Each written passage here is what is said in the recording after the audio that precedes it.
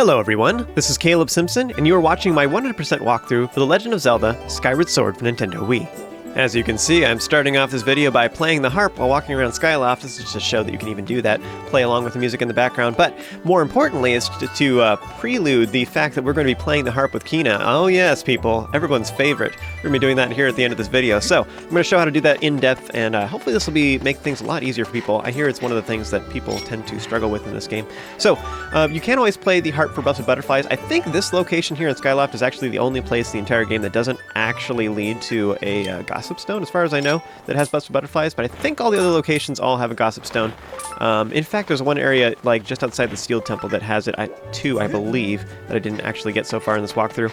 So we're going to continue with main storyline stuff here in the next video, but this one's all going to be optional stuff. So first of all, you want to head to this lower house here in the middle of the residential district. This is Pippet and Mallara's house. Now, Pippet is not here actually at any time. He's always outside because he patrols at night outside the academy. But you can speak with Mallara, and you'll notice that her house is super dirty. There's dust everywhere.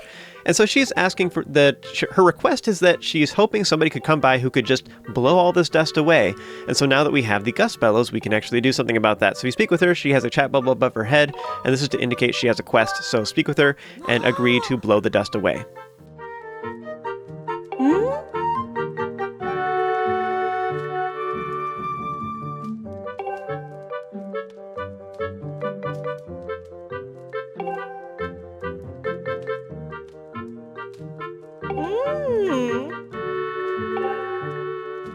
So this quest is pretty easy, and there's two different realms of thought here. You can either, like, very carefully go through and do it real slowly and just make sure you get everything. Generally, just a quick pass. It needs to be more than just like a split second, but if you just kind of pass over it real quick, you can actually get rid of most of everything. The problem is that sometimes if you get rid of all the dust except for just like a little patch, you might not be able to see it that well, so you might have to come back and then redo the entire thing. So that's the disadvantage of doing it really fast. And then also just remember to do all the stuff on the sides, but basically you just hit all these cobwebby things up on the sides, like on top of the mirrors, etc. And she totally doesn't care if you break all her jars and stuff too. In fact, I think the ones on the top shelves actually don't matter at all. There's no dust on those, so whatever you want to do. I like to break them just because I think it's funny. You know, it's tradition. You know, if you're playing a Zelda game, we have to break jars in people's houses. It wouldn't be a Zelda game without vandalism. But anyways, you can decide what you want to do. Either quick passes and then come back and hopefully hit any spots you missed, or just be careful and slow. But either way, you don't actually have to sit on it too long. You can kind of just like go over it and then just like hit the spots that look like they need a little bit more. But yeah, just spend some TLC on it, and then eventually you'll complete the quest.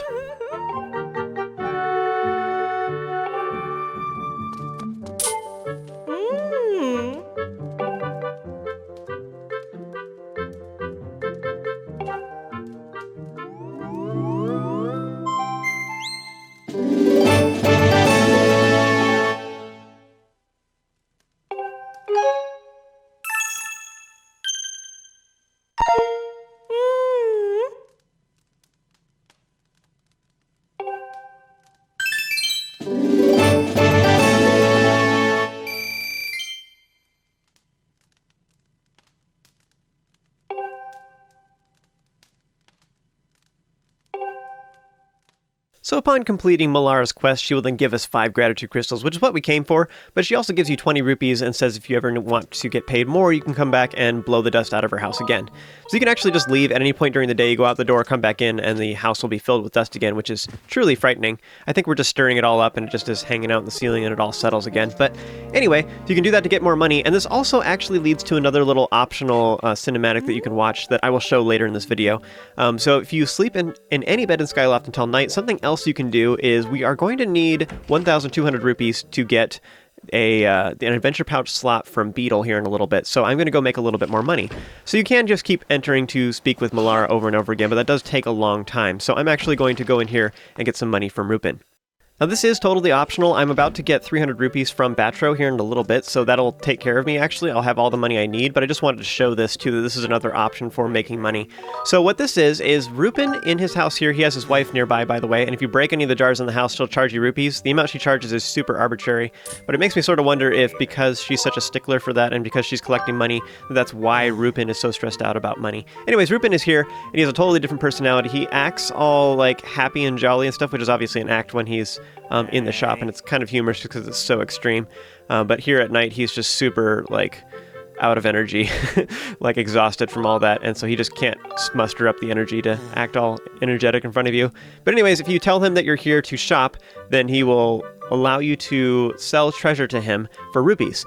Now, the amount of rupees that they sell for is a little bit different. I think we even have a chart on Zelda Dungeon, but you can see how much things are various things are sold for. One of the weird things is he only is willing to buy 4 different treasures a night, and they're in sets of 4. I think it's per row of the treasure screen, actually.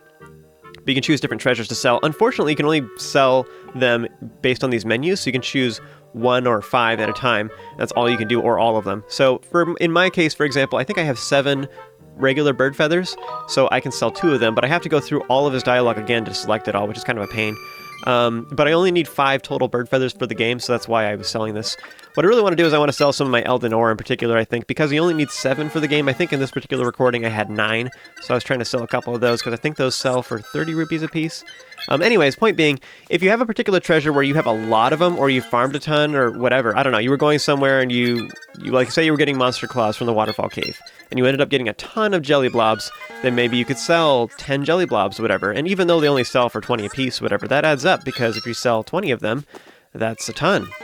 Now, unfortunately, Rupin is only looking for 4 per night, and the reason for this is actually because of the interface, because they're using the motion controls to point to each of the corners, and that's how they're letting you select stuff. I wish they just let you use the analog stick and just, like, scroll up and down, like how many you wanted, 1, 2, 3, 4, 5, whatever, you can select whatever number you want. It's just crazy. The fact that they did it this way is just super tedious. But anyways, you can sleep in his bed till the next night to get a new list of treasure. Now, it is random, so he actually might be asking for the same ones as he was the previous night. So I actually just hung out here for a while. I'm going to fast forward through all this and just only show it when I actually am selling stuff. But I slept in his bed repeatedly a whole bunch of times until I was able to sell some of the treasure I came for. Again, I can't remember what it is. I think I was trying to sell Elden Ore. And for those of you thinking, wait, you didn't get a bunch of Elden Ore, that's because this was my first playthrough. I explained earlier in the walkthrough that I had, I had 2 different playthroughs. The first playthrough, the first couple recordings just got screwed up, and so I had to re-record those. So what you watched for the first, I don't even know, the first 12 videos was all actually my second playthrough, and that was all I recorded for that. My first playthrough, I recorded the entire game. It's just the first few videos were all messed up. So anyway, in my first playthrough, I actually had a whole bunch of Elden Ore, so I was doing pretty good for that one in that particular playthrough. So here I just wanted to show that you could sell bigger clumps, so I was selling 5 jelly blobs. I think I actually technically needed more than that, so I actually am going to go, but I'm not too worried about it because we're going to get more jelly blobs throughout the game anyways, so I'm not worried about it. I'm still wearing the treasure medal and everything. So I went ahead and sold 5. That's actually, I need some of those for some of my upgrades, but just not yet. But I'm not worried about it because I'm going to earn more throughout the game. But I just wanted to show this. This is just another optional way of making money. Again, I don't really think this is the best way to make money, but if you have a bunch of treasure and you want to get rid of them, this is a way you can do that. So continuing onwards, I'm going to show this optional cutscene. This happens after you have helped Mallara. If you come back to Pippet's house at night, he has an argument between Pippet and his mother.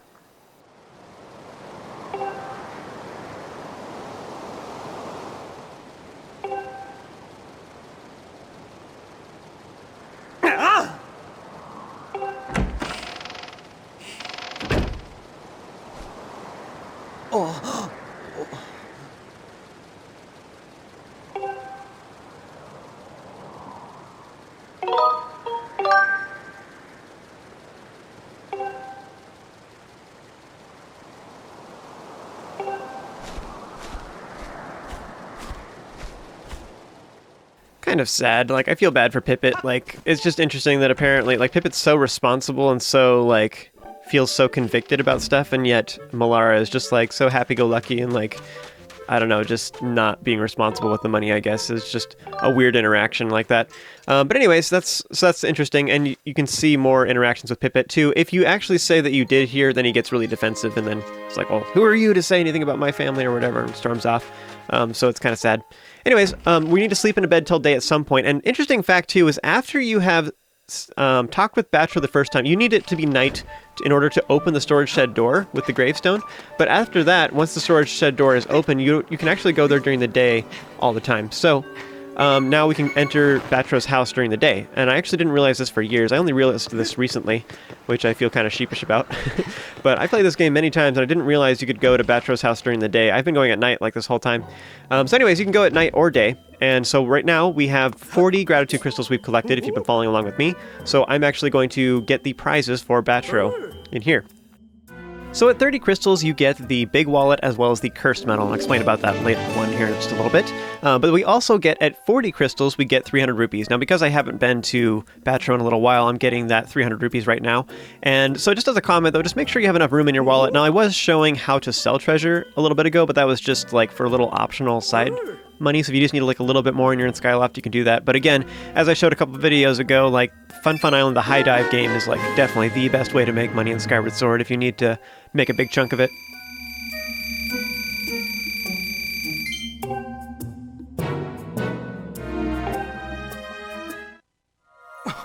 So once you get to 30 gratitude crystals, the next time you speak with Batreaux, then when you're done with the conversation, then a chest will appear off to one side. So we're actually at 40 crystals right at this exact time in the recording, so I have more than enough. I could have gone here earlier and gotten this actually. Anyways, this chest leads to the cursed medal, and so Batreaux calls out to you and he warns you not to open the chest because the cursed medal is a really bad deal. Don't do it. What the cursed medal does is it makes it so that both treasure and hearts appear more often. So it's basically, or not hearts, treasure and rupees appear more often. So it's basically a combination between the rupee medal and the treasure medal all wrapped into one. The disadvantage of it, though, is that it makes you unable to open your pouch and you can't use bottles or shields. So you can't use any potions, you can't use any fairies. Actually, I'm not sure about that. You can't open it, but I think you could have fairies in there and they still automatically heal you when you die. So I guess that's one exception. I actually don't know that for sure, though. I haven't tested that specifically. But just as a comment, maybe that's something you could do. You wouldn't be able to use potions, but if you already had them in your inventory, then maybe that would be fine. Anyway, so just as an observation, but basically if you're going to use the cursed medal, ideally you use it like out when you're adventuring, but I wouldn't use it for bosses, for example. You're going to want to put it back. But you can swap it out by just going to the item check, which is actually kind of an ironic thing. If your items are full, then you'd think they'd go straight to the item check and she wouldn't be able to open up her bank. I always thought somebody should make a comic about that. I've never actually seen anybody make a joke about that before, but yeah, I always just thought that was weird that Link can't open up his inventory, but the item check can after you put it in there. Another thing I'm not sure about is I think that both the effects stack, so you can have the treasure medal and the cursed medal at the same time. The rupees are kind of worthless. Like, just getting more rupees from enemies is kind of doesn't matter. But anyways, so what I would recommend is if you are going to use it, like, I feel like the best benefit of this thing is for either doing some of the various regional areas before you get to a dungeon to just explore. Also, though, if you're just trying to get a specific treasure, for example, say you need monster claws, and the best place to get them is Waterfall Cave here in Skyloft, then you could, like, equip the cursed medal and the treasure medal, and then just run back and forth through Waterfall Cave, getting a whole bunch of monster claws from the keys there. And then once you have all the ones that you need in order to get the upgrades here in the bazaar in the middle, then you can go ahead and go back to the item check and swap it back out and get a shield. So that's my recommendation. If you don't use potions really and you don't use shields, then sure, go for it, have the cursed medal, but otherwise it's not really... I feel like the treasure medal is far more worthwhile. So that's what I have equipped right now, is I have the treasure medal. And the cursed medal went back to the item check, and maybe I'll check here in a little bit. I think I bought the sacred shield, but I haven't equipped it yet.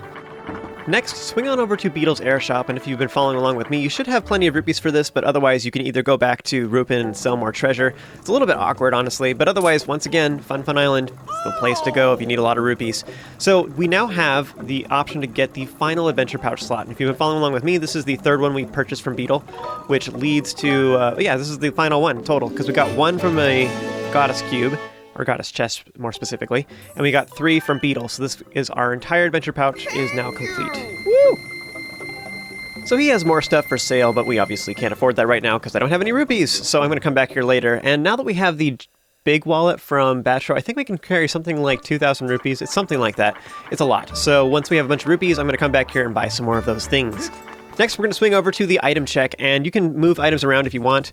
In particular, I want to have the treasure medal on and then have the sacred shield. Now, I do have an extra slot, and one of the things that I need... I'm doing pretty good on my treasure, actually. I have just about everything I need. I need a little bit more jelly blobs, and I need a bunch of monster claws. I can't remember. I think I have 1 currently in my inventory, but I need something like 8, I think, for the remaining upgrades in the game. So that's one of the only treasures I actually need a lot of. So this recording, what I'm showing is I'm equipping the Sacred Shield, and then I'm talking to Patrice again and getting the Cursed Medal into my inventory, and then this will actually unequip my shield, but I can't open my inventory with the minus button, so we just can't do anything with that at all. So having shields in your inventory is totally worthless while you have the Cursed Medal in your inventory. So right now I have both the Cursed Medal and the Treasure Medal equipped, and you can't really tell in the recording, but I'm pressing minus on the controller right now and nothing's happening. So that's terrible. So what I'm going to do is I'm going to head to the waterfall cave here in Skyloft, and I'm just going to fast forward through this. And what I'm looking for is I'm getting some jelly blobs, which I sold like a little bit more than I really should have, kind of for that as an example to that dude. But I was planning to come here anyways to get more monster claws, so that's why I'm doing this. So you're probably asking right about now, like, how do you know how much treasure you need? And what I've been doing is, like, I'd start the recording right after I exit a door, so I'll, like, look at my inventory, and I'm like, okay, this is how much I need, and then I continue onwards and start the recording again. So there was, like, little bits where I paused in between these clips that you're watching. But anyways, how you know how much you need, though, is I'm just using process elimination. I'm subtracting the treasures I've used from the upgrades I've gotten so far from Gondo. And then there's lists online. So I'll have a link in the description of the Zelda Dungeon upgrades page that shows, it lists all the required treasures for each upgrade. So all I did is I just counted them up to figure out how many I needed. It's like kind of a clunky way of figuring it out, but it does work. It's too bad there's no good way in game to know exactly how much you need. You can only see whatever the next upgrade is for each item, so it makes it a little bit awkward. Alright, so after all that running back and forth, I managed to get 8 monster claws, which is great. Like, that fills me up a ton. I didn't get any blobs, though, jelly blobs, but I also wasn't spending a lot of time killing choo-choos either. I just kind of ran through, and then I was hanging out at the end. The last little bit of the waterfall cave is seriously the best place to get monster claws. There's 4 keys right there, so you just go in and out of the cave. It's awesome. Anyways, going back into the bazaar, I'm going to speak with Love real quick. This is just to show that she has the dialogue talking about the new potion she has available, which is stamina potions. If you drink that, then it will make you have infinite stamina for a little bit, and you can upgrade it with Birdie over there at the cauldron too to make it have even more, or make it last even longer. She also has air potion, but it's not available yet, which is actually what we need for this next area. But again, like this whole game, they give you the potion that you really want after you really needed it. I think they're trying to troll us. It feels like capitalism just done really badly, or they're just really late to the party, like, hey, you're going to this area? Have I got a potion for you? It's going to be triple the cost right now. Supply and demand. But they don't do that. That would have been cool. Instead, they, like, realize what you need after the fact. Maybe it's intentional, though. You're like, oh yeah, that would have been really handy. But it just feels a little underwhelming, because, like, by the time you are sort of interested in buying it, you've already passed a section where you really needed it, I guess. So it's like, now you don't need it anymore. So I stopped back at the item check to drop off the cursed medal and pick up these and make sure I could equip the sacred shield again. So now that I've done that, now I'm ready to continue on with the rest of the side quests. So we're going to head over to Pumpkin Landing, so just dive off of any one of the docks here and then start heading towards Pumpkin Landing, which is to the far south. Along the way, as always, you can get up really high and then dive off your loftwing above Pumpkin Landing, and you can dive into all of the flying squirrel things. I don't know what they're called, but if you hit them all, they'll give you 20 rupees. I didn't actually do that in this recording, but that's something optional you can do. Now, earlier in the walkthrough, there was actually a side quest where you could roll into the railing up on the upper floor of Pumpkin Landing to make the chandelier fall down. This leads to a piece of heart. Now, Pum, the Pumpkin Landing owner, is upset with you, and he will make you do a little side quest where you have to bring pumpkin soup to Aegis, the Knight Commander, in the training hall in Skyloft. So I actually already did that in previous videos. Those are prerequisites to this next quest. Also, side note, you want to play the harp for the nearby bus of butterflies. I always forget about these things, but if you play your harp for them the first time anyways, these gossip stones will give you some treasure. If you play your harp for them later, that doesn't do anything.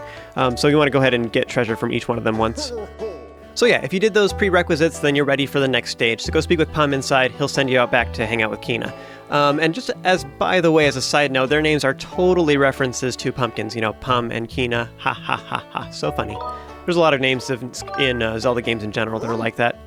In fact, like, I would say, honestly, like, there's a pretty good portion, like, maybe 1/5 of the characters in general are usually significant puns. Like, for example, the Magmas, all of the Magmas are various dirt or metal, some kind of ore names, whatever, they're all, like, plays on those words. And like I was explaining back in the Earth Temple, like, Pokemon is notorious for this, for example, where the characters, or the Pokemon, are, like, plays off of different words, and so all the ones that don't necessarily make sense in English, the reason is because they're a pun in Japanese, which is the original. So some of them they translated and tried to find, like, Englishy words to try and make it. Other ones just didn't really work out, so they just left it as the Japanese pronunciation, basically. So it's phonetically, it sounds just like it does in Japanese, but in English, the words, the symbols and letters don't make any sense, if that makes sense. So Pikachu doesn't really it doesn't make sense in English. Anyway, so that's true for a lot of characters in Zelda games as well. So if I really spent the time, I could research every single name and figure out exactly where it comes from. But it's just, you know, it's not really something super important for me to spend time on, I guess. All right, so here's Kina's little game. We need to carry the pumpkins over to the storage shed over there, and the trick with it is that you just need to use the analog stick to move forward and left and right. Now, I think that they probably were originally designing this to use the Wiimote Plus to balance it, but maybe that confused people because, like, you're like compensating for how the pumpkins are unbalanced or whatever, so maybe that confused people and it didn't really work out. But I just find it weird. This is the only mini game in the entire game that does not require the gyro motion on the controller. So instead you just use the analog stick. So you can just move forward and then you need to move left here, but other than that you kind of just steadily work your way forward. So you just move forward every once in a while. If you move too fast, the pumpkins will get unbalanced a lot faster. Generally speaking, when you're holding still especially, the pumpkins steadily lean left, which is actually what we want.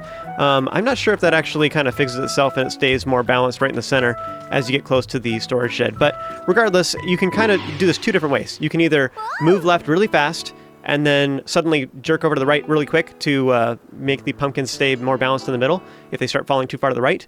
Or you can just inch your way left a little bit and then just stop every once in a while and wait for the pumpkins to start leaning right more. Either way, you want to make sure you hit Kina in the face with a pumpkin once you've completed that, and we can move on to the next step. Also, a quick side note on the bugs. There's various like jars out here, and some of them are in the storage shed. There's also some along Pumpkin Landing as well, or Lumpy Pumpkin rather, and there are bugs inside those as well. So this is a great place to get Sky Mantis in particular. I think they're actually somewhat hard to find in Skyloft actually, but you can find one. There's always one here in the storage shed, and there's one alongside the building as well. And then out here in the pumpkin patch at night, there's like 2 or 3 starry fireflies as well. So if you sleep in a bed, you can actually get some of those bugs as well, and I'll show that later in this video. And as you noticed, my controller's way uncalibrated, and I need to fix that before this next side quest. So make sure your controller's calibrated, then head back inside and speak with Pum. So this next step is only available after you've completed the Imprison for the first time. So now that we have a harp, you go speak with Pum and he will say that he wants you to play the harp with his daughter at night for the guests. So what you want to do is actually sleep in a bed. So you can talk to him during the day like I do in this video, but he'll just tell you to come back at night. So sleep in the bed to make it night and then talk with Pum again. The last step was technically available right after the Earth Temple, but I waited until now to do this because now we can complete the entire sequence. Although I did do the pumpkin soup delivery before, but that's because it was efficient at the time. So yes, the total list of prizes, or the total list of events to get all the prizes is to bonk into the chandelier above by rolling into the wall, and then delivering soup to Aegis, and then doing Kina's pumpkin patch delivery thing, and then coming back here at night to play the harp with Kina. So that's the whole list of events. So sleep in a bed tonight, till night, go speak with Pum.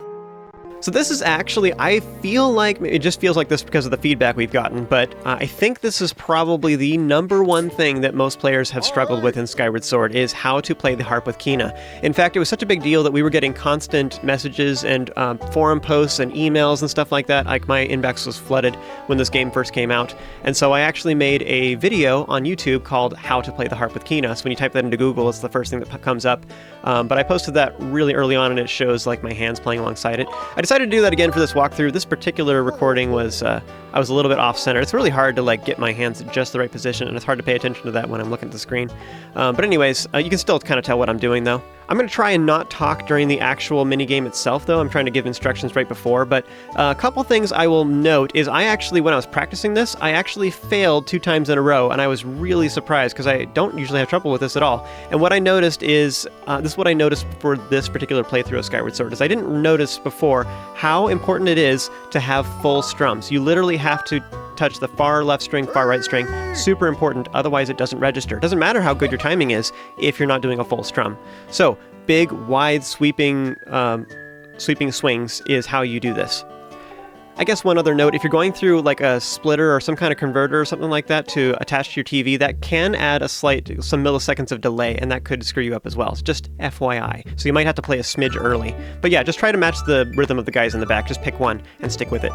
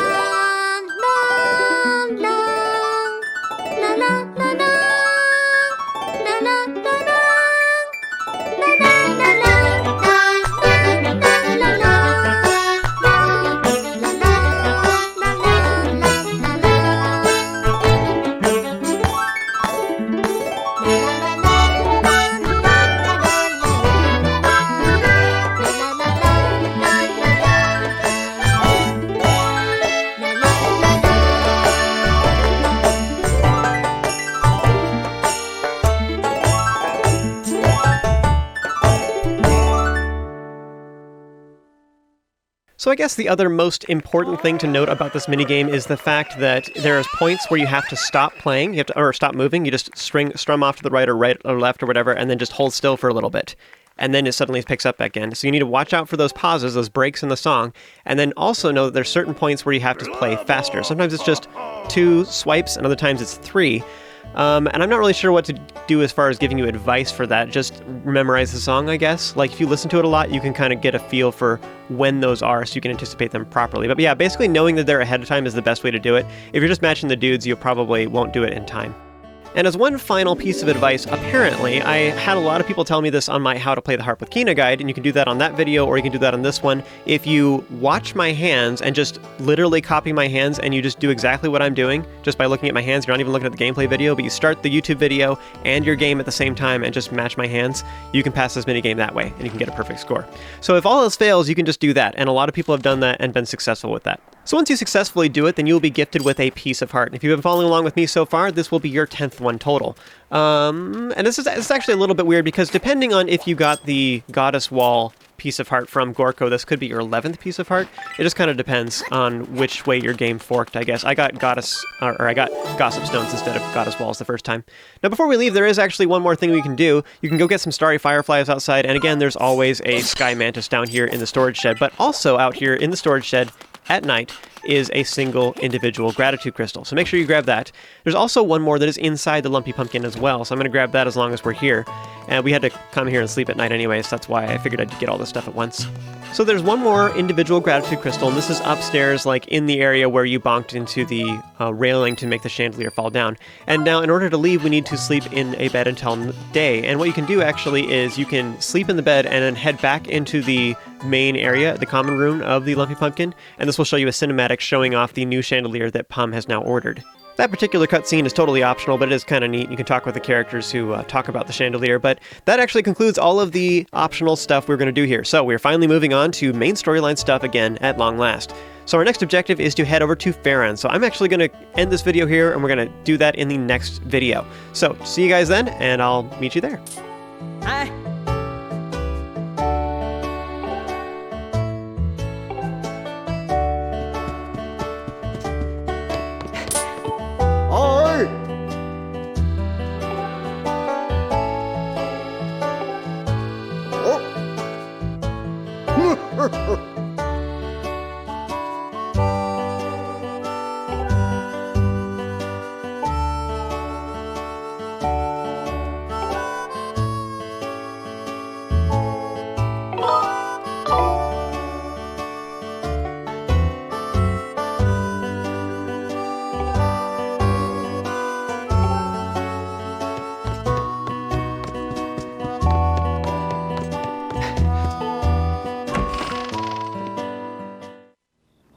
Wonder if this thing creates light. Let's see if this counts.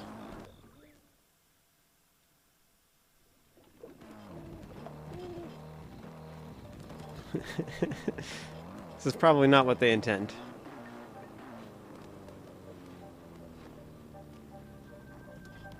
Now the question is, if I get off of this... Nope. That's bad.